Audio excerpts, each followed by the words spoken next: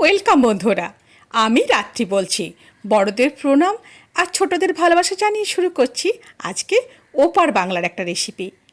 বর্ষা ইলিশ বাড়িতে এসেছে, কিন্তু এই ওপার বাংলার জিরে লঙ্কার বেগুন দিয়ে ইলিশ মাছের ঝোল রান্না করব না, সেটা হতে পারে না।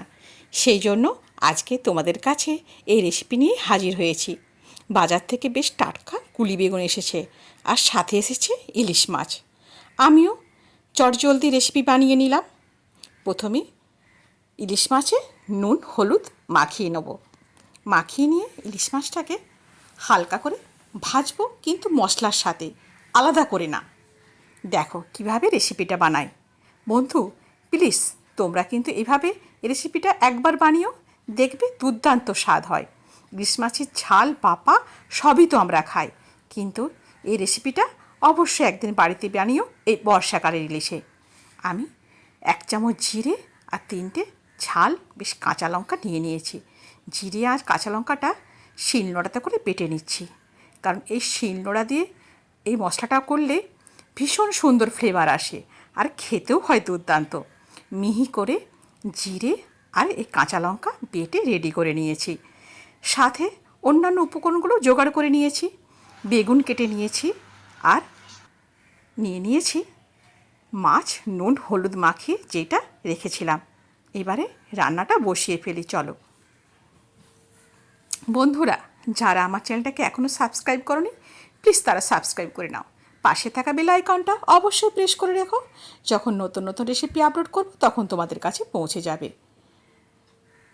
প্রথমে সর্ষের তেল গরম করে কালো জিরে আর শুকনো লঙ্কা দিয়ে দিলাম, আর বেগুনে নুন হলুদ মাখিয়ে রেখেছিলাম।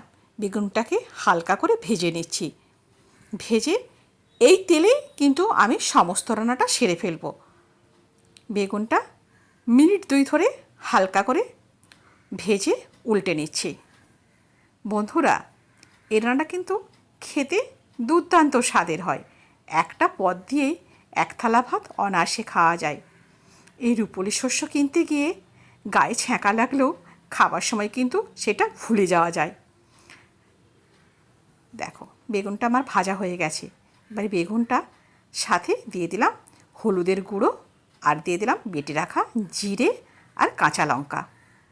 মশলাটা অল্প খানিক নাড়াচাড়া করে এবার দিয়ে দেবো ওই নুন হলুদ মাখিয়ে রাখা মাছগুলোকে। বললাম না, মাছগুলো একই সাথে হালকা করে ভেজে নিচ্ছি। দেখো মাছগুলো এই ধরো 1 মিনিট ধরে আমি একটু নাড়াচাড়া করলাম। এই বেগুন আর মশলার সাথে দিয়ে ওই শিলনোড়া ধুয়ে রাখা জলটা এর সাথে দিয়ে দেবো। দেখো মাছগুলো কিন্তু একদম আমার হালকা করে ভাজা হয়েছে। এবারে আমি এর সাথে অ্যাড করে দিচ্ছি। দেখতাম ঠাকুমা কিন্তু এই রান্নাটা ভীষণ করতো এই বর্ষাকালে।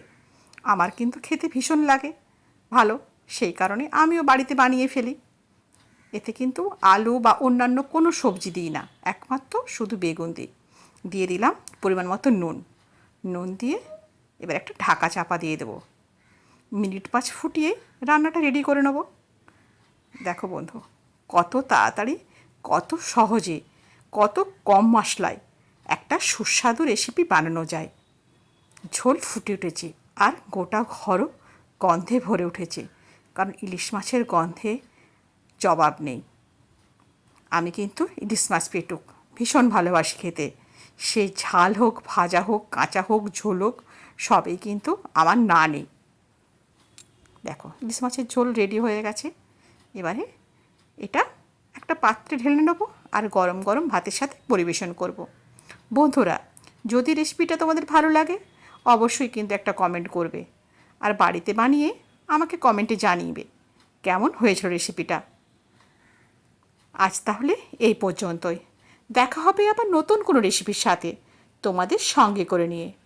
বন্ধুরা, তোমরা যদি কোনো রেসিপি, নতুন কোনো রেসিপি আমার হাতে দেখতে চাও, সেটাও কিন্তু আমাকে কমেন্টে জানাও, আমি তোমাদের করে দেখাবো। সবাই ভালো থেকো, সুস্থ থেকো। ধন্যবাদ।